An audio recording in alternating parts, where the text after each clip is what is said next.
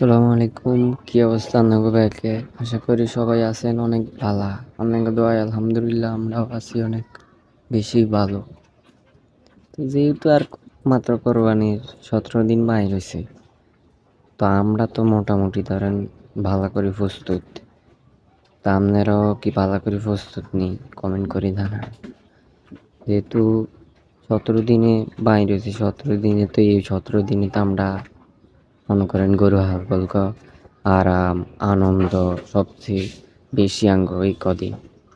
আর ইয়ার হরে সারা বছর আমরা গুণ দেই।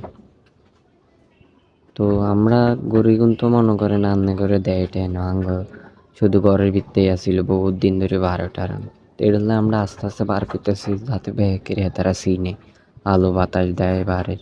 এতদিন তো আসিল খালি দৌড়ি দিয়ে বান্ধা বেচারারা বান্ধি রাখছি